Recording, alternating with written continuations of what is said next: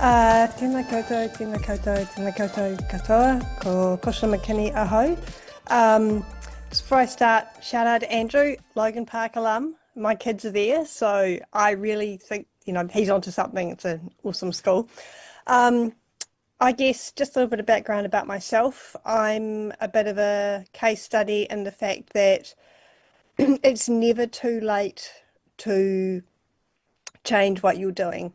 I started off going into med school. I did my second year there, decided that it really, at the time when I was there, the whole atmosphere was not quite what I thought it wanted to be. I wanted to be out there helping patients, and there were a lot of people that were there for the money or because their parents were doctors. And so at the end of my second year, I decided that it wasn't what I wanted to do, and I went and did a degree in biochemistry. And went overseas to do a postdoc for a year and came back and dived into biomedical research. And I was working in the lab with Dr. Tony Merriman, who was working on the underlying genetic causes of gout in Māori and Pacific Island populations. Now, when I did my biochemistry degree, doing genetics wasn't an option. But after spending several years in Tony's lab and seeing how much of a difference understanding the role of genetics in the condition, how empowering that was for people and how much it took away the stigma of the illness, I decided that I wanted to do genetic counselling. But at that stage, you couldn't study it in New Zealand. The only courses were in Australia, and I wasn't in a position to move to Australia. So fast forward 20 years, and I was taking a genetics tutorial, and one of the students talked to me about the fact that she wanted to do genetic counselling, and she said, "Did you know that there is now an online course that New Zealanders can do through the University of Technology, Sydney?" And so I thought, wow, now that I know about this, I've wanted to do it for so long, I'll apply, but I'll never get in. And then I got in. And I thought, well, I'm never forgive myself if I don't do the course. So I went and did the course, and it was the most amazing thing that I've ever done in my life. So that's kind of a bit of a background to where I am. So I've had lots of hats. I've tried lots of different things. I keep on going back and doing new degrees every 10 years or so when I get bored. So whatever you decide, it's going to take you somewhere interesting, and potentially it's going to open up a whole lot of other opportunities for you. So I'm going to talk to you a little bit then about what genetic counselling is, and how you can follow up the opportunities of joining. Okay. So you'll also have to forgive me that this is a very wordy talk because I've just come back from 4-day conference of the Australasian Society of Genetic Counselling up in Christchurch. I just got back this afternoon, so I'm not quite as well prepared as I would like to be, but just please bear with me. Okay, so this is going to behave itself. So what is genetic counselling? Basically, genetic counselling it's a process of empowering people to understand and adjust to learning about their genetic information and to make decisions about what to do, with regards to maybe if there is a genetic condition in their family, whether they want to get testing to see whether they carry that condition themselves, and if they do get testing, what those results might mean for them and for their whānau, and to kind of prioritise what they're thinking about and help them decide whether they actually want to have that test or not, how they might adjust the information that they would learn from that, how they would share that information with their family whānau as well. And genetic counsellors themselves, it's a postgraduate degree, so they have to have an understanding of genetics, of medicine, But a lot of it is actually about communication and counselling, because what you're trying to do is empower people to make informed decisions and to learn and to come to terms with and make meaning of their genetic information. And although traditionally this was usually in relation to an inherited genetic condition, it's actually expanded sort of beyond that. So, for example, you get people now that are going and getting direct consumer testing, for example, and they will learn that maybe somebody in their family is not who they thought they were. People discover that maybe their father is not their father, their biological father, or they might discover that they have been adopted, for example. So all of these things have big implications for families, for individuals, for identity, and all of those are difficult things to come to terms with. And so genetic counsellors help people come to terms with that kind of information as well. And genetics and genomics are becoming increasingly relevant sort of across the lifespan in a whole lot of different areas, everything from reproductive carrier screening. So this is, if couples are thinking about having a child, if they want to be tested to see if either of them are carrying an autosomal recessive condition. So the classic example in people of European background is cystic fibrosis. You're not necessarily going to know that you or your partner carry a mutation that leads to cystic fibrosis, because it's only going to develop if the baby or if somebody is born with both copies of the gene carrying this change. And then suddenly they will have a child and discover that it has cystic fibrosis. So you can be screened before you even decide to have children, just to make sure that this is not, a possibility. All the way through to the other end of the lifespan, where you're starting to work with people who might have something like motor neuron disease or breast cancer, which tends to develop later in life. And so genetic counsellors can either work in general services, or they can actually specialise in particular areas. So, for example, in cardiac conditions, or in prenatal setting, or with paediatrics, or neurology, or in conditions like, psychiatric genetics is another one as well. In terms of where genetic counselling sits globally, it's extreme variability around the world as to, how many genetic counsellors there are. So in terms of this graph here, the darker the orange, the more counsellors there are. So there are large portions of the world where there are no genetic counselling occurs at all. In Australia and New Zealand, we're sort of sitting somewhere in the middle. And what you can see is that at the moment, there are two places and two universities in Australia that teach a genetic counselling degree that New Zealand students can access. And collectively, they're producing around about 51 graduates a year at the moment. So one of these universities is in Melbourne, and that's an in-person course. So if you want to do that course, if you're accepted, you have to shift to Melbourne to be there. And then there is the UTS course, which is run through Sydney. That's the one that I did. And it was specifically designed to be accessible to New Zealand students, so that the majority of the courses are taught online, with 1 week each semester where everybody gets together in Sydney to kind of learn in person. And it's an extremely well-designed course, and it's been sort of spearheaded by a New Zealand genetic counsellor, specifically to make it available to New Zealand students. So what do you need to do to actually get in? Because it's a profession that requires a broad range of skills, so it's not just being able to teach, it's not just an understanding of genetics and medicine. because there's a big counselling component, what they're really looking for are people with a wide variety of skills and life experiences.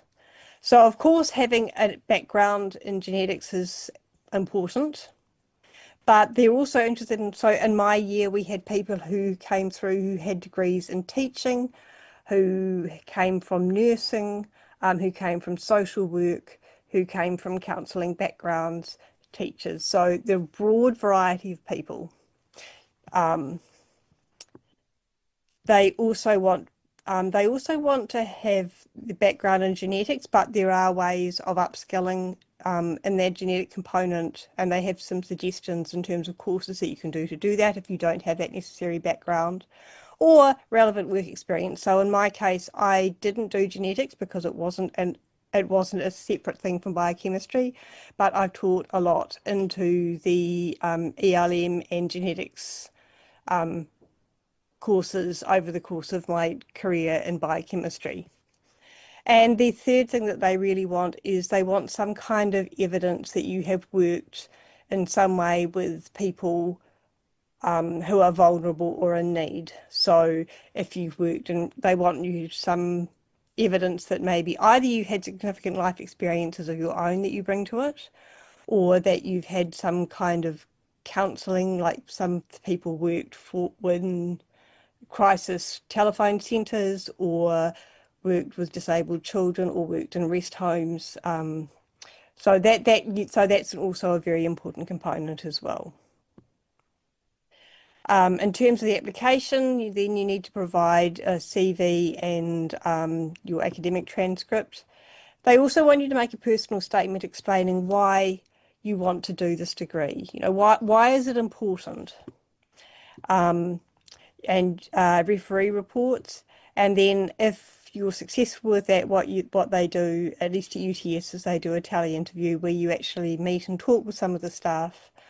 So that gives you a chance to ask them questions and for them to kind of assess where you are and what you're like, because what they're looking for essentially is somebody who is empathetic and open and relatable.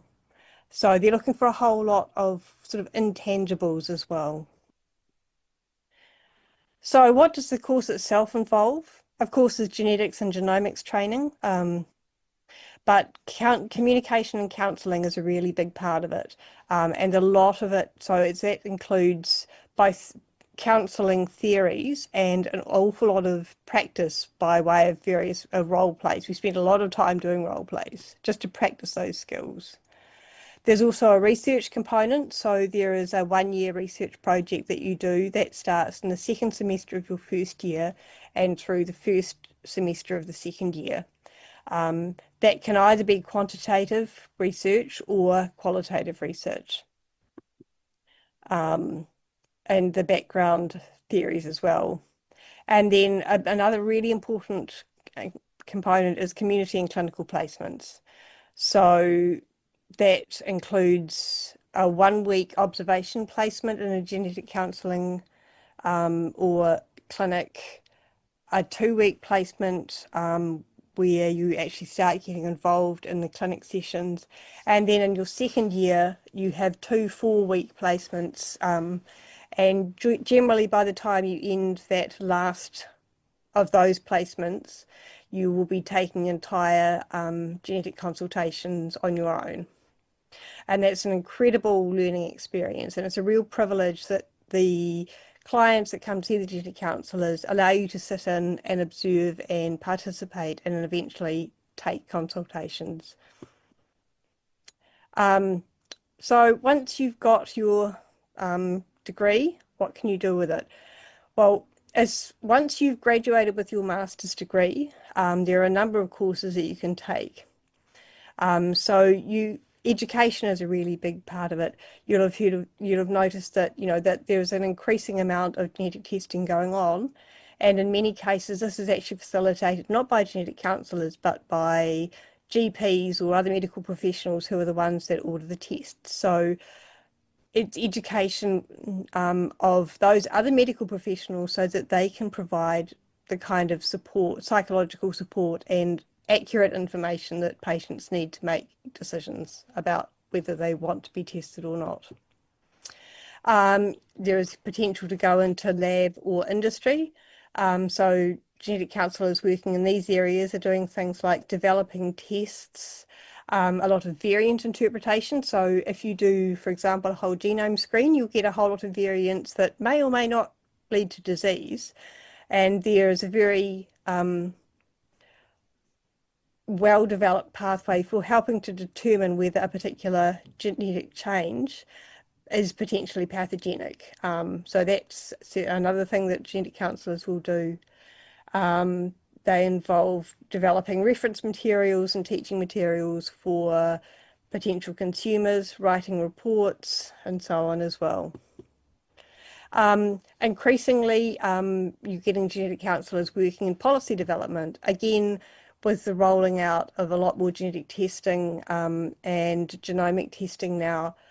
You know, when are these how should these tests be applied? Should they be applied individually? Are these the kind of things we want to have a sort of whole population-based screening for? How is it going to be funded? How should it be set up? So you get genetic counsellors actually advising government bodies and industry bodies about how this should be done and implemented.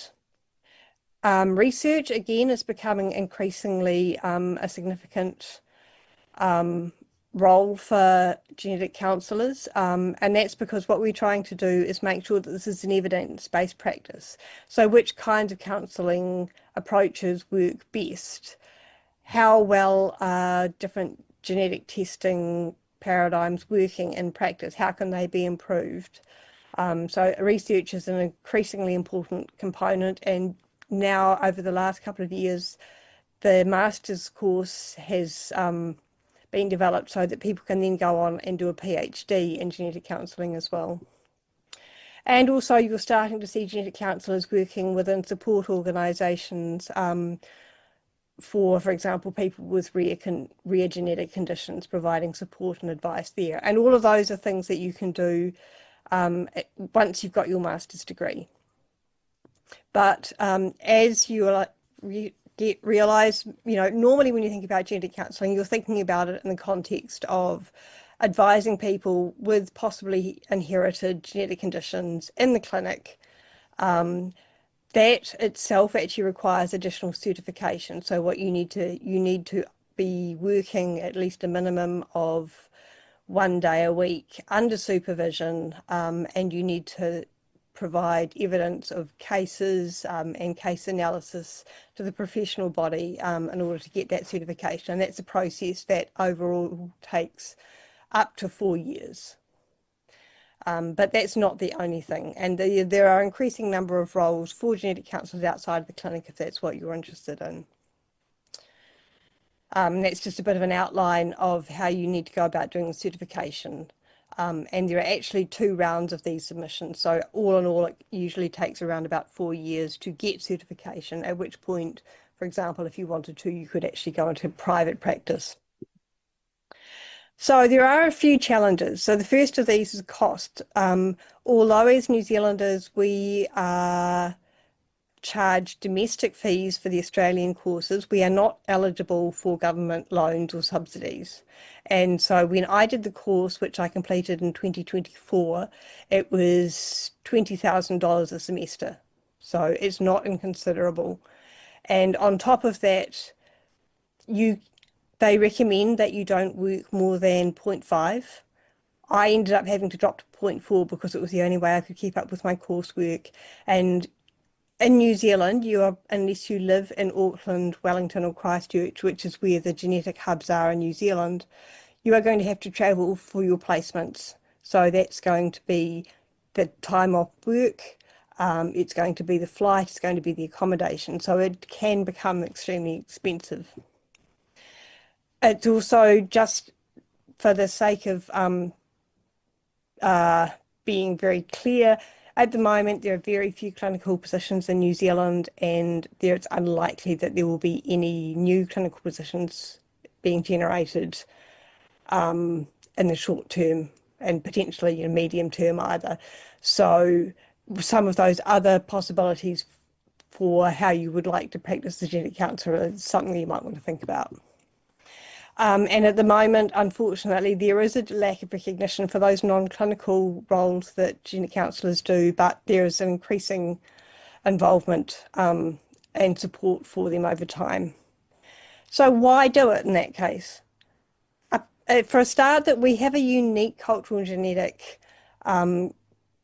background here, and so it's really important that we have homegrown genetic counsellors that actually have that kind of have the understanding of what genetics means in a New Zealand context.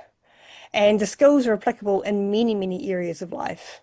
You know, being able to communicate effectively, being able to provide support and counselling in an empathetic and effective manner, it just makes so much difference. I got so much out of it, and it's an amazing group of people. If you want to know more about it, there are some websites both about the studies that are available, some really good podcasts that give you a chance to listen to what genetic counsellors do on a day-to-day basis. And if anybody wants to talk to me about any other aspects of these, there's my email address, and I'm only too happy to talk to you if you want to contact me.